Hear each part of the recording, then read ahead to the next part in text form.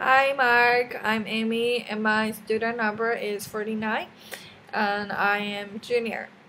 I'm going to read Shabana's Basij-Rasikh, Dare to Educate Afghan Girls from TED Women 2012 and filmed in December 2012.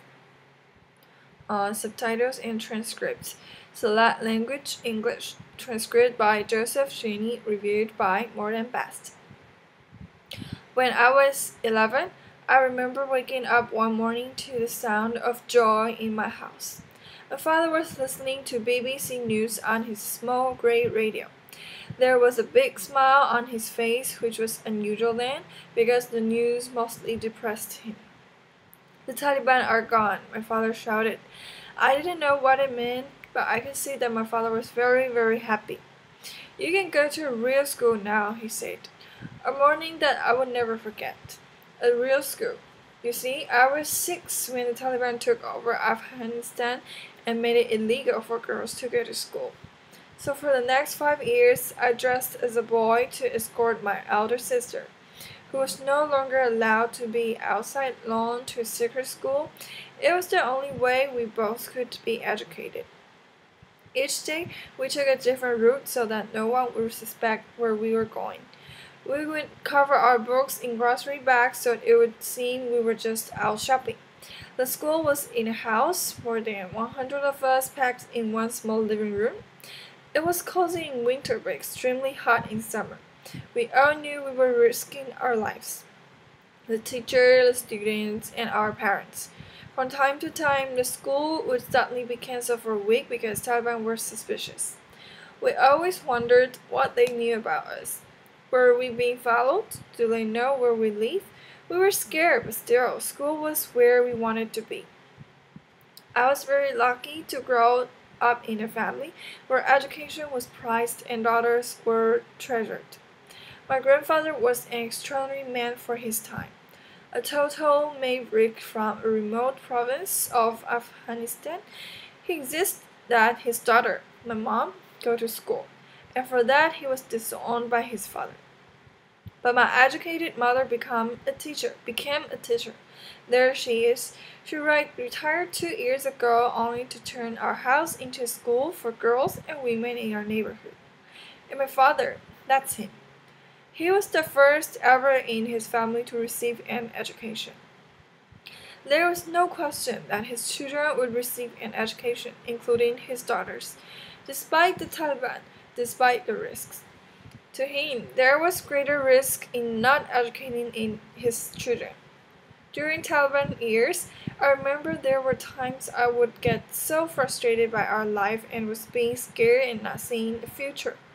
I would want to quit, but my father, he would say, "Listen, my daughter, you can lose everything you own in your life. Your money can be stolen. You can be forced to leave your home during a war. But the one thing that will always remain with you is what is here. And if we have to sell our blood to pay your school fees, we will. So do you still not want to continue?" Today I'm 22. I was raised in a country that has been destroyed by decades of war. Fewer than 6% of women my age have made it beyond high school, and had my family not been so committed to my education, I would be one of them. Instead, I stand here a proud graduate of Middlebury College. Applause. When I returned to Afghanistan, my grandfather, the one exiled from his home for daring to educate his daughters, was among the first to congratulate me.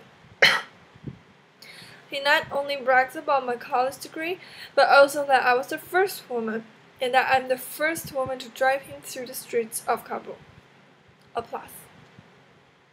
My family believes in me. I dream big, but my family dreams even bigger for me. That's why I'm a global ambassador for 10 times 10, a global campaign to educate women. That's why I co-found SOLA, the first and perhaps only boarding school for girls in Afghanistan, a country where it's still risky for girls to go to school. The exciting thing is that I see students at my school with ambition grabbing at opportunity. And I see their parents and their fathers who, like my own, advocate for them, despite and even in the face of daunting opposition. Like Ahmed. That's not his real name, and I cannot show you his face. But Ahmed is the father of one of my students. Less than a month ago, he and his daughter were on their way from Sola to their village, and they literally missed being killed by a roadside bomb by minutes. As he arrived home, the phone rang, a voice warning him that if he sent his daughter back to school, they would try again.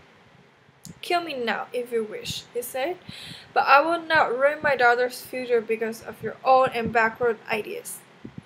When I've come to realize about Afghanistan, and this is something that is often dismissed in the West, that behind most of us who succeed is the father who recognizes the value in his daughter and who sees that her success is his success.